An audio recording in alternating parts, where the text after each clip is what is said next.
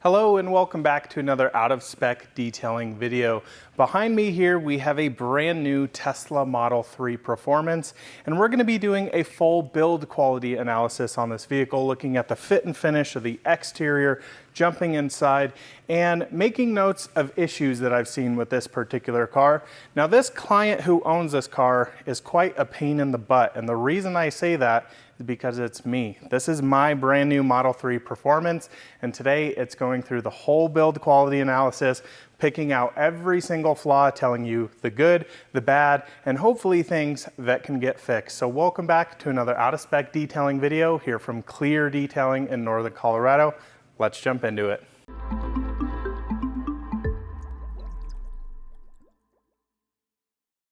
So lots to unpack here on my brand new Tesla Model 3 Performance. Before we get into the build quality analysis, we need to talk pricing and really why the heck I bought this car. Now, if you're not interested in this particular section, I'm going to leave chapters in this, so you'll be able to talk about pricing, look at the exterior, interior, paint readings, so you can skip around to whatever interests you most. But I really needed to talk about this. I've had a lot of questions on Twitter, a lot of people asking me, what the heck are you doing? The most interesting thing is, why would I buy a brand new Model 3 Performance in September of 2023 when the brand new refresh, codename Highland Tesla Model 3 has just launched? Well, number one reason, we have no info about it here in the States. Now we do have info on specs and things like that, but Tesla USA or North America has not even launched or said a single word about when this car is coming out, when deliveries are starting, or pricing. And on top of that, we have not even heard about a performance variant. So for me, it was like, okay, really need to just get this car. You may be asking yourself, okay, why not just wait for Highland a bit? Well, lots of things, and specifically talking price. So let's talk about the price of this car, because that is the most intriguing thing, and honestly, the only reason I really bought this car right now. So this particular car's MSRP is $54,000 and change. Now this has the midnight silver metallic, the white interior, and it is of course a performance variant. Now on top of that, we have the federal and state tax credits, and that has a cap of $55,000. I originally wanted a white Tesla Model 3 Performance with price changes and everything. This is now the free color, and the only color you can get with the white interior that qualifies for that tax credit cap of $55,000. If I were to get a white one, it would be over by $240, and I would not be able to take advantage of any tax credits. So federal, we currently have $7,500 in federal tax credits if you qualify for that, a big if. Now you need to make sure if you're purchasing one of these, you need to look at all the stipulations in there. On top of that, being a Colorado resident and the car being registered in Colorado, we get an extra $5,000 in state tax credits. So that adds up to $12,500 in tax credits alone. So you take $54,000 minus $12,500, what a screaming deal this Model 3 Performance is. On top of that, this is an inventory Model 3 Performance, which takes another $5,000 off of this MSRP of the vehicle. Essentially, you'll realize those tax benefits next year in April of 2024 when you actually do your taxes, but this is $5,000 off sticker. So this car, before destination fees, $48,000 and change, again, minus that $12,500 tax credit that you'll get next year. So this to me is just like a screaming deal. So lots of things went into this. Highland's not here. I'm not sure it's going to be before the end of the year from everything I'm hearing. Again, this is all speculation. We don't know exactly. But Tesla North America has not said a word. So tax credits are changing next year. They're taking them off the sticker of the vehicle. So next year you'll be able to realize that $7,500 immediately instead of waiting till the next year in tax credits. So really interesting stuff there. Just with my tax liability going on as a small business owner, it made sense for me to take that $12,500 tax credit. So that's really why I jumped on this. Now, a few things about Refresh Model 3 that I want to say. I've only seen photos, I've talked to Kyle, and I like a lot of what they've done. I think it was a great mid-cycle refresh, but for me, one of the biggest things was not having stocks on the interior. I'm a one-handed driver, of course, and me not having turn signals is really annoying. I drive my friend Kyle's, again, Tesla Model S Plaid over here, actually to my right, that is stockless, and I pretty much just don't use the turn signals because it's frustrating and annoying for me to reach over and do all this. I just hate it. So that was one of my big things. I also don't love the front end of the new car. I personally prefer this. You may disagree, totally fine. Lots of things I love with the Highland or new refresh though. The rear end looks absolutely incredible, so much better than this particular car. Interior feels like a nice upgrade, the ambient lighting, just a lot of really, really nice things. So maybe eventually I will be getting a Highland. We don't know. You know how crazy I am with cars.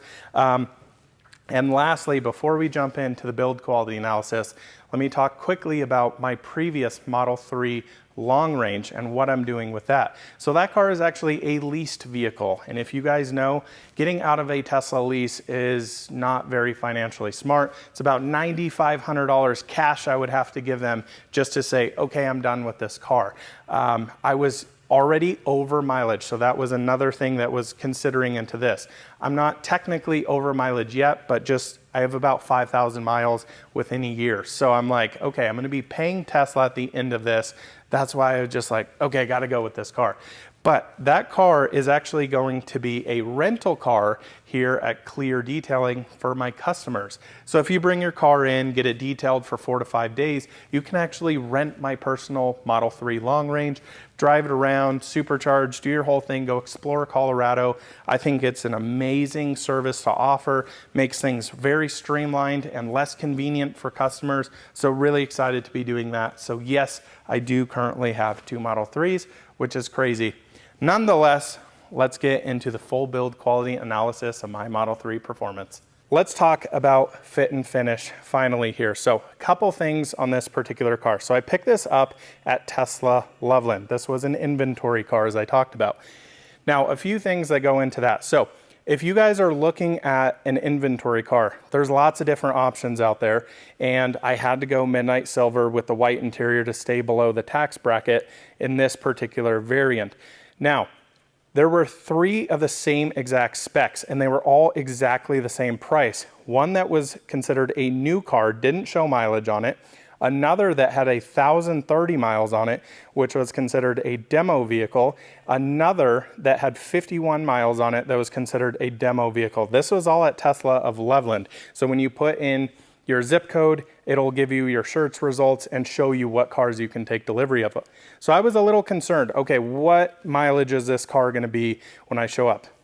4 miles. So super pumped with that. And one thing that I was a little concerned with, this being an inventory car, is previously I've heard talks about inventory cars are, of course, either deals that fell through or importantly, rejected cars. So they may have come in with some serious damage or something that the customer just said, I'm not taking delivery of this brand new car with all these issues. So I finally made a post on Twitter saying that I was taking my scan grip light over here and my paint meter to go pick up my new car. And I had a lot of interesting comments, a few comments saying, okay, that's too much. My personal opinion, if you're buying a $50,000 car, I don't care what kind of car it is, you should be able to take a paint meter on it and make sure none of these panels have been repainted. So my theory is, okay, this is an inventory car, something could have happened. All I did, I asked the service advisor there when I went to pick up the car, do you mind if I walk around the car before I make my final payment? Just quickly inspect it. I have my paint meter here. He said, absolutely, please do. I'm happy that you're so, interested in doing that. That's a phenomenal response. I absolutely love to hear that. And I did look around it. Nothing looks out of the ordinary. The only reason I did that was to make sure something like the hood hadn't been repainted or the front bumper. And in all honesty, if it had, I probably would have rejected delivery and looked for another car. But let's jump into build quality here. Starting here on the passenger headlight. This is all looking fantastic, which I'm happy to say. I've seen a lot of issues with this, especially on this lower edge of 3 and Y, where the bumper kind of sticks over the headlight or vice versa. This is nice and perfect right around here. The front bumper here, really nice gapping. The hood does look like it has a little bit thicker gapping than I would say here. I'd like to see this kind of close up a little bit, but I don't really have any complaints. Very flush, very even all the way around, so that's good to say. Now, there's not a lot good to say on this headlight because last night when I was driving it home, my wife and I took it to Boulder, drove home. I had a headlight facing the moon, and it was this one. So I've already put in a service request. I'll talk you through a few other issues I found around this car. And I just want you guys to know, I am going to be scrutinizing this car just like everybody else's car, pointing out everything that I see. I have about 4 or 5 issues that I put in as a service ticket that are gonna come 2 days from now for mobile service. So I tried to adjust this headlight. It's all over the place. I can't get it adjusted right, and it's really kind of frustrating. It's actually now facing down to the ground about 3 feet in front of the car. I'll show you when we do our inside of how bad it looks. But the hood here all looks really good. Fit and finish of this light looks really good around. Very tight gapping here. Looks perfect. I really, really like this. Fender to bumper alignment here looks fantastic. I'm happy to say, so my white 3 long range over here has this weird indentation here in the bumper, and it kind of goes in and flares out. Not being seen here, so love to see that. Fog lights look like they're perfectly positioned, and importantly for me, the tow hook cover here is nice and flush. This car sticks up like crazy over here. You may even be able to see it from here. Really kind of drives me nuts. Not the end of the world, but definitely wanted to point that out. Fog light here looks fantastic. So overall, front end here so far, starting on really good remarks other than this headlight. I personally think they're gonna have to replace this headlight, and we'll talk more about that later. Gapping here from fender to this, I don't even know what to call this panel. A pillar, B pillar, the whole pillar, whatever you want to call it. This all looks fantastic. Importantly to me, all this rubber is sitting nice and flush. Nice, even cohesive gapping here, even all the way down the door. This looks fantastic. Really, really happy to see that. The camera here looks like it's put in really nice. Work on a lot of 3s and Ys where, you know, the end may be sticking up or it's not solid end. This thing is like dead solid, so I'm very happy to see that. On my 3 long range, this is an area 2 that I've seen, and this one has it slightly, but not as bad. So this top corner here does have some bend to it. Mine has kind of released a little bit, so when you're wiping it or washing it, that is of concern. I'm always worried about snapping that piece off, but it looks good here. Now the glass, what I'm happy to say, glass looks perfect. And this is something that I complain a lot about on Teslas. Perfect gapping through here, absolutely flush on every single panel. Look at how precise that is. Love to see that. Really, really happy to see that actually, because I don't see that on a lot of cars. Gapping here on this B pillar, this all looks fantastic. Now I will say this side is a heck of a lot more flush. It does kind of stick out slightly here on the back, so I do feel it with my fingers when I rub over it. Not the end of the world, but wanted to make note of it. The other side is worse. Moving along here, this black trim. Tesla has always struggled with that, and this car is no exception. Now this side, driver's side to rear passenger door, looks pretty darn perfect if you ask me. Aligned very nicely. This door gap here is quite large, especially when you compare it to this back here. So I would say this is a little thicker. I'm also noticing at certain angles, I can see that this door is slightly peeked out a little bit. That's one of those service ticket things that I hope they can suck that door slightly in. Door handles here look fantastic. Properly placed, love them. One thing I will know about these, the door handles on this generation Model 3 feel very different to mine. They almost pop the door out very quickly, so you're not having to fully grab it. I really like these new door handles, but this gapping all the way around here looks pretty good. Very tight gapping down here on this rocker panel to fender. Looks fantastic if you ask me. This door actually is aligned quite well. I'd like to see this gap again a little bit tighter, just like this. Follows a perfect line all the way around. This is slightly off here, as you may be able to tell. This line doesn't perfectly fit. Is that the end of the world? No, I don't really think so. If the guy's here during mobile service, I may have him attempt to adjust it. If not, that's totally, I think, acceptable. Not perfect though. Now, gapping here on the trunks. Tesla has always had issues with this, especially on Model Y. Again, this car, no different. Driver's side looks really good. Very consistent gaps here. Very consistent all the way down here. Love to see that. Let me quickly hop over here on the other side so I can show you immediately how much tighter this sits here.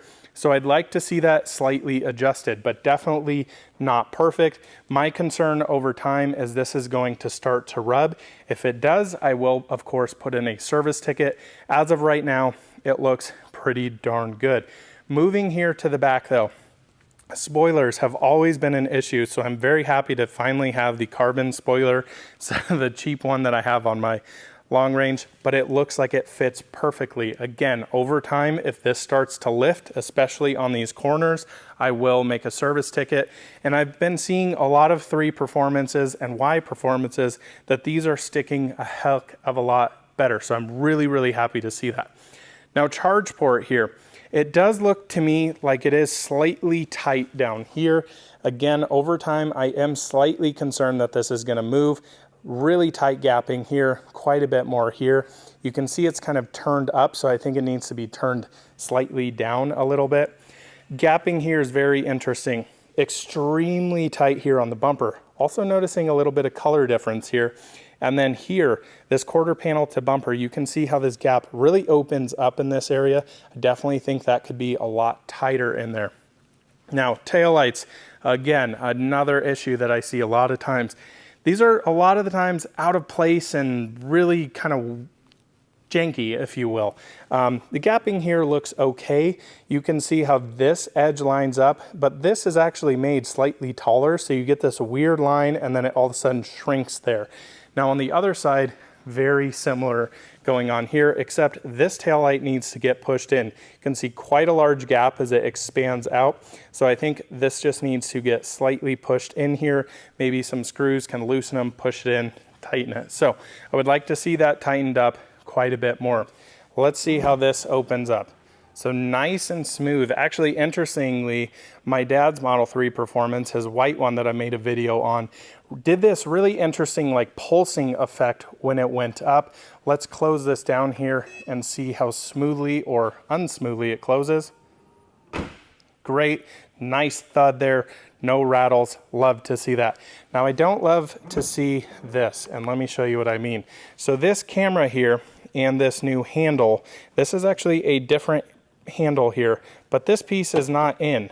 Did you see that? So yeah, that's gonna get fixed. That's a service ticket item, really annoying. So I push this area up and then it pops back out. So that is definitely something that needs to get fixed. Really not loving that. And I would think this would be one of those very frustrating things for people. That's why I'm saying, look over your car. Now the nice thing is, if you do get the car home, find some issues, Tesla has been very, very good about coming and, you know, adjusting doors and things like that. And speaking of doors, this passenger door is very similar to the driver's front, where it is sticking out quite a bit. Now this gapping here looks really nice, but you can see ever so slightly it's popped out here. And you'll notice that even more in this region here, because it is very much not aligned properly. It looks like it's slightly turned in here, and I can definitely feel quite an edge. So this is one of my service ticket requests, to get this door slightly sucked in a little bit. I'm hoping that they can adjust that. Again, really am concerned about this over time. This gapping looks exactly similar. The interesting thing to me is this doesn't look out of alignment if I look here and in here, but this is very tight here. So interesting stuff going on there. Tail lights here, again, as I talked about, very similar to the other side. This rear bumper here definitely splays out a little here and is very tight. So I think that could be slightly adjusted.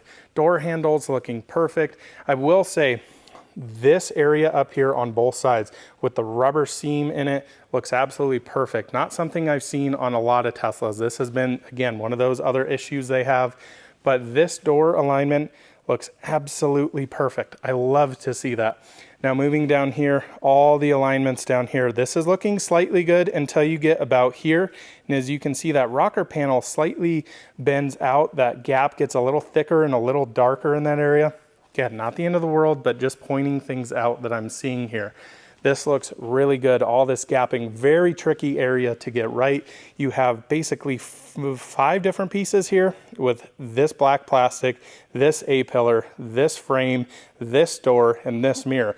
That's a very complicated area. Tesla loves to make build quality issues like very complicated. I'm thinking of Model X, how you have 2 door handles here and here that on every single one do not line up. Very weird how they do that kind of stuff. Now let's check here. This camera put on very, very nice. So overall, exterior fit and finish, I would say is good. Very imperfect, but it's good so far. Few little things, especially with the doors that I'd like tucked in a little bit, things like that rear camera and handle, that of course needs to be fixed. And definitely that headlight is, I'm surprised that they even let it be sold like that, because it's literally facing the moon. I adjusted it and now it won't move and it's facing the ground. So kind of an unsafe thing here. And I'm imagining if I bought this car and was immediately taking it on a road trip or doing something like that, that would be a large concern for me. So they're coming in 2 days to get that fixed, and I hope they just probably are going to replace the headlight. But now let's move inside, talk about fit and finish inside, what I'm seeing, what I'm hearing importantly, and see how this is looking. So inside the Model 3 Performance of 2023. Now, personally, I love this interior. I think it is the perfect mix of minimalist and balance. There are parts which I think in the new Model 3 refresh are nicer, but especially in this, these darn things over here. I like the stalks. And importantly, talking about the steering wheel, this has a different horn cover than my car, which is very weird to me. This is actually almost like a rubberized material here. Let me turn down the music. And feels very, very different. This was a lot more plasticky on my white 3 over here. This feels extremely nice. Now, a few issues I've seen here in the interior. Another service ticket item I have an issue for is this dent here in the steering wheel. You can actually feel it, the leather indents, and shouldn't be like that. On this side, you can slightly feel it. Now, I've actually already submitted the service ticket for it, and they said they are replacing it, of course, under warranty. So getting a brand new steering wheel here. Now, again, we had similar issues on our ID4 where we had one of these stitches coming up. I haven't even bothered to take the car to the dealership because I just hate doing that. Tesla is coming in 2 days to fix this steering wheel here at the shop while I'm working. Again, that's one of those things that I just absolutely love. Overall interior to me, everything fits really nice. Headliner, importantly, fits fantastic. This A-pillar here on my car currently, or my old car now, I guess I should say, had some weird gapping there. As you can see, that black strip wasn't always set in perfect. Now, let's talk about rattles. So I picked this car up, drive down the road, and I'm like, wow, this thing feels really, really tight. And then I went and got on some tight roads and I went, oh my God, what did I do? This car was rattling like crazy. So my wife and I, like I said, took it to Boulder last night. And what seemed to be the culprit was this seatbelt kind of extender, if you will, to put it up higher and lower, wasn't fully locked in. And it was the loudest rattle. I thought it was actually coming from somewhere back here, maybe one of the seat latches or something like that. I was like, oh my God, are you kidding me? Like, this is the total Tesla experience. You get a car with 4 miles on it and the thing rattles like crazy. I was kind of frustrated, to be honest. But luckily we did figure that out and the car is silent now. So I'm super happy to see that. All of these panels definitely fit a lot better. Actually, my car over there on the passenger side, when I had my friend Nick in here, this big German dude, I would go around a corner quickly and you'd hear this click and it would basically just kind of buckle this plastic in here because it wasn't fully clicked in on that side. So overall, Interior feels really nice. I do actually like these performance pedals quite a bit, but it is largely the same to my car. Now, I am going to be making a update on my current Model 3, my old Model 3, goodness sakes, of, you know, interior things that haven't worn so well.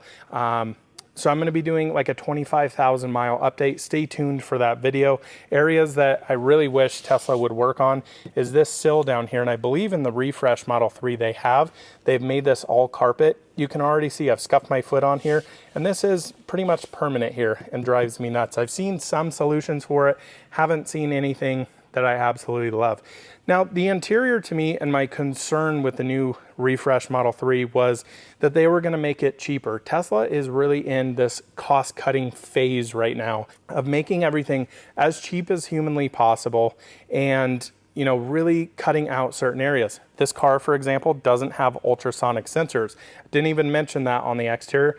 I kind of like it because it looks very sleek, and those little areas with the sensors are very annoying to detail and clean. So I actually like the aesthetics, but I was very concerned about it. I seem to think they have upgraded it a lot. It was funny though, I was watching Bjorn, of course, you guys probably know of Bjorn, and he was saying this ambient light strip they put around, again, what I was talking with Tesla, they make it so complicated for themselves.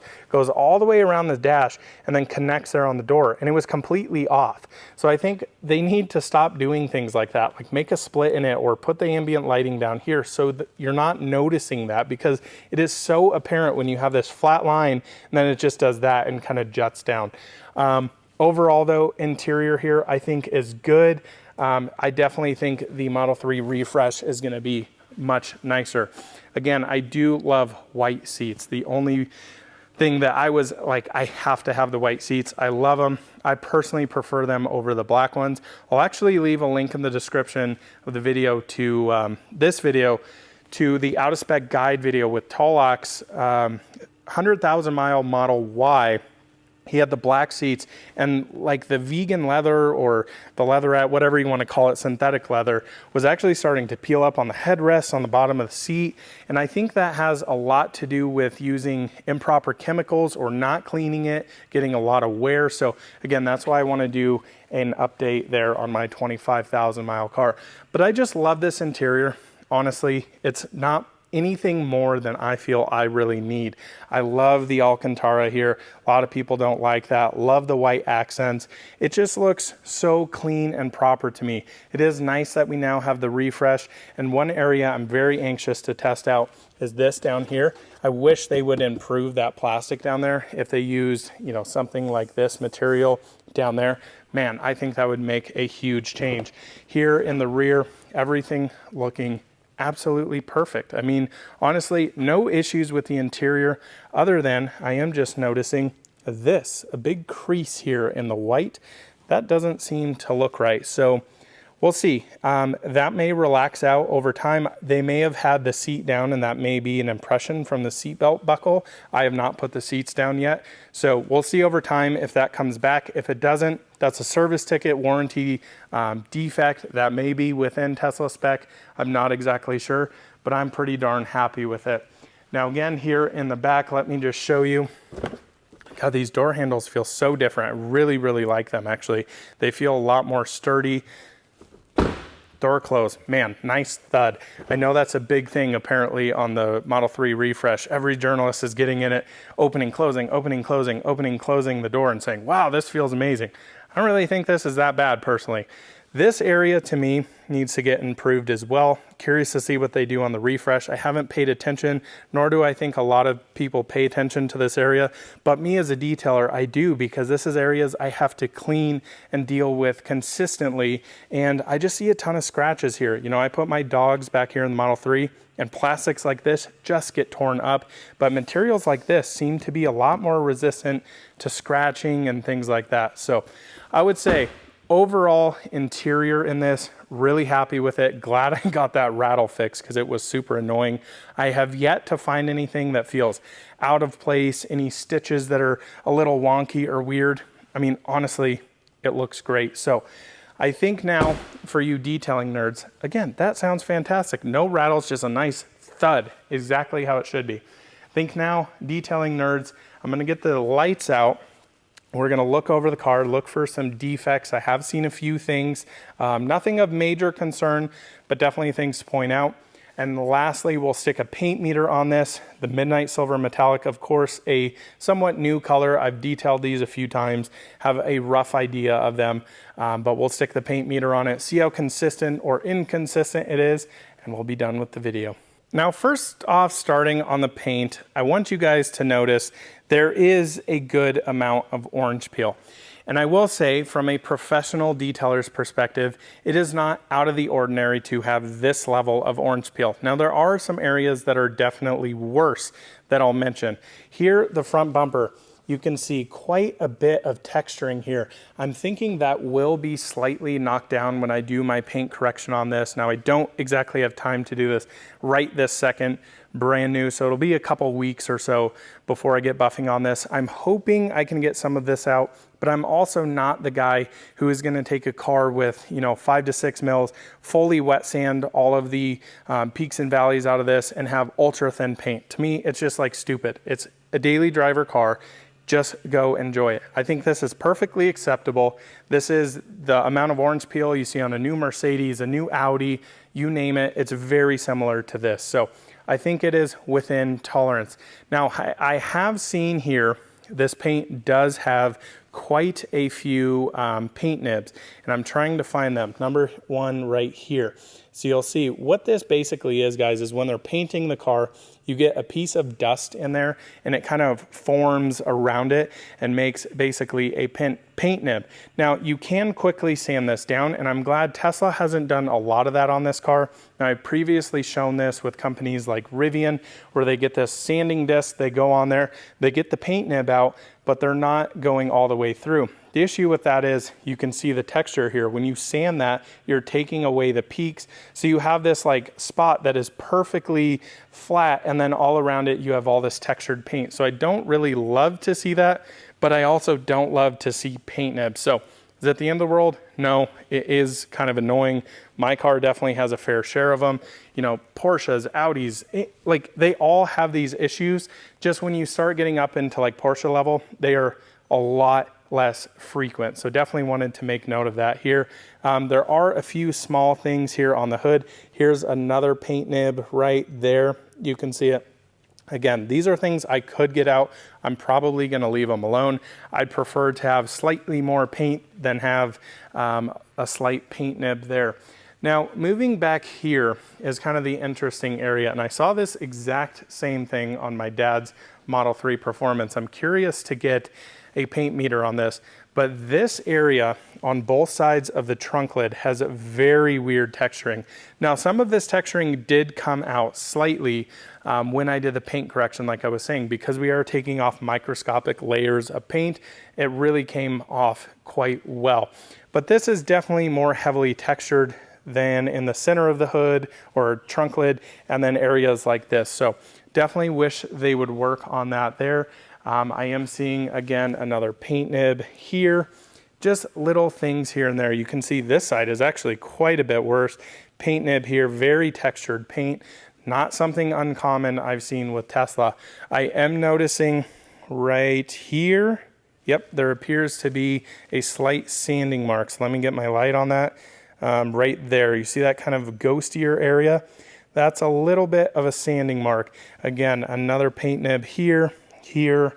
Yeah, I'm definitely seeing a few. So we've got a handful right now. Is that abnormal? No. Do I wish it was better? Absolutely yes.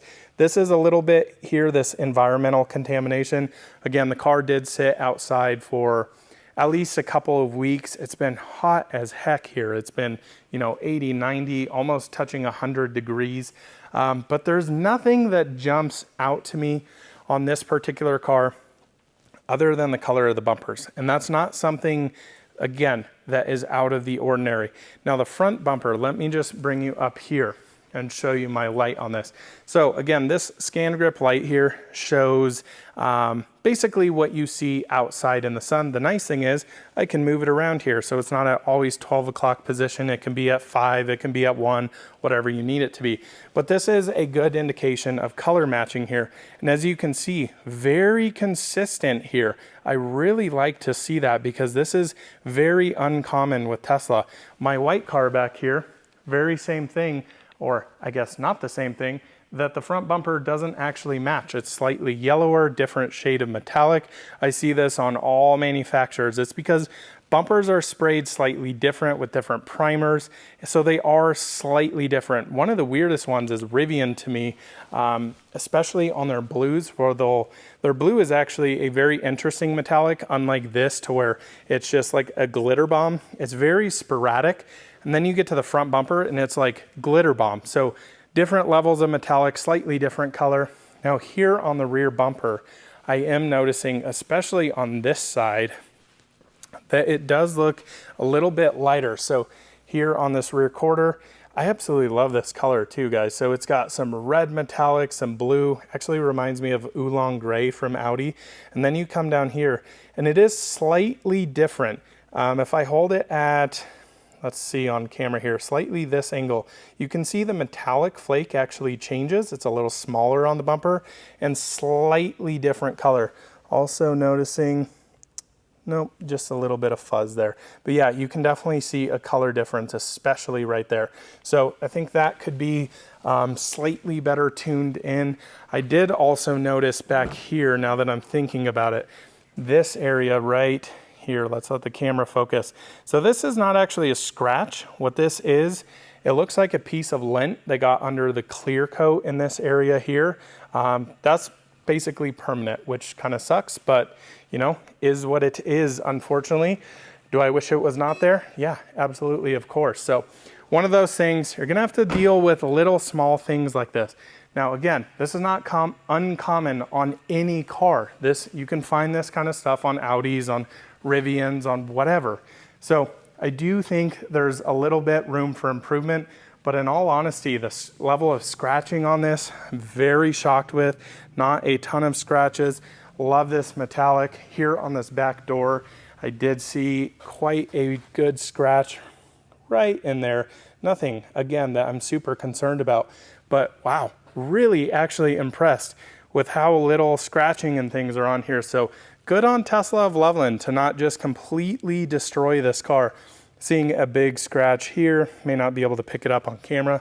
This color is just really unique, and I gotta say, I am really, really liking it. So overall thoughts and feelings on the paint so far, pretty good. Again, not perfect. I think some of those paint nibs need to get a little bit more dialed in, especially as they're, you know, paying for colors like ultra red that used to be $2,000 or $3,000. I've seen very similar things to this. Just recently had a Model X in here in that ultra red. And yeah, had some really big paint nibs that were almost like dripping paint down the car. So didn't love to see that. This looks a lot better, but definitely as I'm just looking around here, these lights are extraordinary for picking out defects, and I can definitely see some. So good, not perfect, slightly wish it was better, but nonetheless. Okay, lastly here, let's take out the paint meter and see how either consistent or inconsistent this particular paint is. Now, one of the most anxious times for me now is to get this bad boy out. Now, this is a paint meter, so it's measuring the thickness of the paint. Why is that important? Well, when you're doing paint corrections on vehicles, you need to make sure we have enough paint to get scratches and things out that have happened either from delivery or over time. When you're buffing paint, you are taking microscopic layers off. Some manufacturers have more paint. Porsche, for example, typically has a ton of paint on their car. They put a little bit thicker clear coats on them. They get a little bit better texturing out of it. Now Tesla, again, in the cost-saving business, they're not putting a ton of paint on these, but they're putting enough to make it, you know, good. So let me give you an example. This back here is my Model 3 long range. Again, looks freaking incredible for 25,000 miles. This has been through winters. This has been on track days. This has like been super, super fun. So let me just give you an example. 8.4 mils there, 8 mils there, really thick. So 8 mils, I'm betting you, is gonna be the highest number, if not by a lot, that we see on this car. And why is that? Well, let me explain something about paint very quickly. You guys who have watched my videos before know this, but essentially a mil is different than a millimeter. So before you comment that, your paint does not have 8 millimeters on it, it's 8 mils. A mil is very, very thin. For example, 4 to 5 mils is around the thickness of a sheet of printer paper. So take that into consideration. So considering this is measuring from the metal tip here to the metal, including your primer, your base coat, your color coat, and your clear coat. Now, what's interesting about this, the white color, is they do multiple layers of the white, giving you a thicker reading. Now, for one, that does not mean that the clear coat on this is necessarily thicker than this. It just means there is more material in between the two metal measuring tools. So let's just see what this looks like here. 522 right in the center of the hood. 4.5. 3.58. Okay, so on average, what I like to see on a new car is between 4 to 5 mils. That's a good rough idea. So areas like this that I just measured up here at 3.5, a little low. Now, is that of concern yet? No. What I get concerned with is like below 3.3, when you get into 2s, oh my God, that's terrifying. When you get into the 1s, a 1 in front of it on a mil, yikes. And I'll tell you what, I've seen that a lot on vehicles like Lucids. So I know it's been controversial, but that's been things that I've seen. I do this on all manufacturers' vehicles, and it's really interesting to see how these vehicles are actually painted and how much paint they actually have on them. 4.6 here. 3.5, so very similar area there that you're seeing thinner paint up there. Now I'm going to show you an interesting area on the rear trunk that is also fascinating with that. But let's just keep moving along the car here, see if anything sticks out to us. So 512 here on the fender. That's a great amount of paint, and look at the consistency there. So a lot more consistent than the actual hood is. 4.4 there, give or take. Here on this pillar that goes above, 4.15, 4.2, that's pretty consistent. That's really consistent. Okay, great. So that panel looks really good. Fender looks really good. Hood, I'd like to have more paint in this area. Isn't that weird how different it can be from the center of the hood to here, having a mil, if not 2 mils difference? Really, really strange how this works. Now let's go here on the driver's door. Let's go right above the door handle. 399, perfectly acceptable. Let's go lower here on the door, 5 mils. Coming down here, 4 mils. Okay, so that's pretty decent. Let's go up here, 375. Okay, so getting lower. I would like to see more paint down low. So I would prefer, if it were me and I had a choice, I would prefer it was all thicker here, right? But I would prefer to have thicker paint down here on the door just because of rocks and things like that over time. 471. Okay, let's come down here. This is an interesting panel because it goes all the way down and follows all the way along here. So let's just go in this area. 529. So this area actually has a thicker piece on it, so you can see 11 mils there. But that's just because there's more material. There's actually this like thick piece that runs the bottom of that. Not uncommon. Again, this is reading just the material in between there. That doesn't mean there's more paint here, just more material. 386 there on the door. Okay, so relatively okay. I haven't seen anything of major concern yet. 5.3, 4.67. Great, this is looking fantastic. Now I'm going to tell you, this area back here, my bet's not going to be fantastic. So first off, let's go center of the trunk, 5.83. Let's come over here in this weird textured area, 3.29. That's weird. So we have over 2 mils of difference between, a foot, well, 2 feet probably from here to here. what the heck is going on?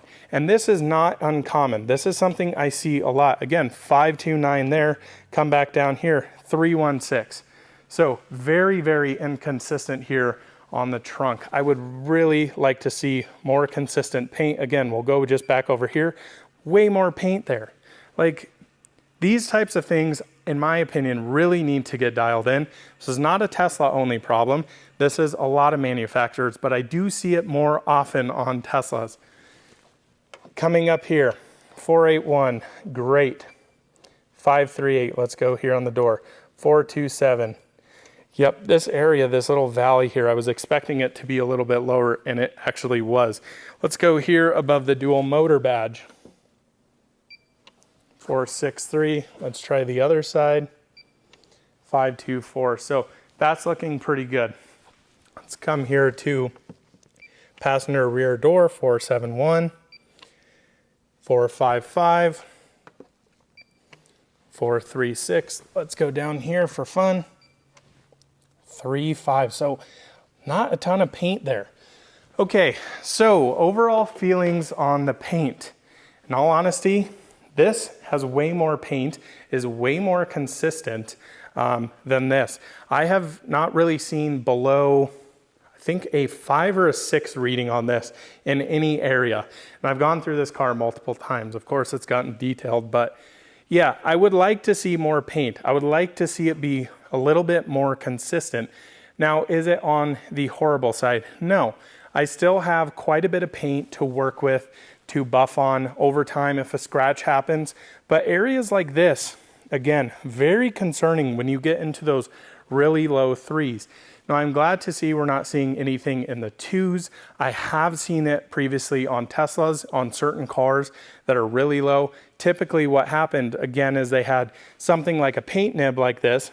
They sand it down and it's now flat, and now you have 2.5 mils of paint there. There's not much really remaining there. So again, I'm glad to see that they're not doing a ton of work to paint nibs, but I am glad you know, that the car does have slightly more paint. So overall, I would say good, not perfect, but not terrible either. So yeah, my overall thoughts and feelings on my Model 3 Performance.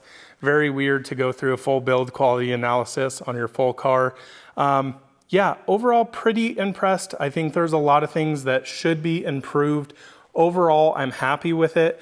I will maybe update you guys on Twitter, make a separate video if something really comes up on how the service visit goes for mobile.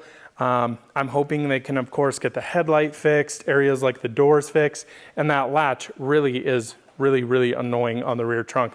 That is definitely not within spec. So really hope you guys enjoyed this video. I do want to make a note. My thoughts and feelings on doing these build quality videos. My intention is to not bash these companies, but yet improve them. There are certain companies out there who we give feedback like this. We show them your vehicle has no paint, and they literally just don't want to respond, or they say you're wrong. And then there's companies like Rivian. And Rivian has done amazing things in really prioritizing getting these cars built well, listening to feedback. We know they watch out of spec videos. Kyle was recently mentioned in a software video where he had told them improvements he wanted, and they put it in the software notes. So Rivian, huge hats off to you. Tesla is one of those companies that, in all honesty, I don't think they really necessarily care all the time about stuff like this. They're just smashing these cars out, hitting record sales. So I think you're giving up a little bit of that. But again, in my personal opinion, these are not things that make me not want the car. They are minor annoyances. If you can't put up with those annoyances, spend the money, buy something like a Porsche Taycan. Hint, hint, we have one coming that I'm gonna do this whole build quality analysis on, and spend, you know, 150, 160 grand for a crazy turbo spec or even more. So I think Tesla is right where they should be. This car, sub $50,000 with a 12.5 tax credit. This is the deal of the century right now. And again, if you guys are interested, go take a look at Tesla's site. I have my referral link in the description below. Go buy yourself a new Tesla. I promise you, you will not be disappointed. These are just incredible cars. I absolutely love mine, but I do wish a few of the fit and finish things would get slightly improved over time. So thanks for watching another out of spec detailing video. We'll see you in the next one very, very soon. Bye-bye.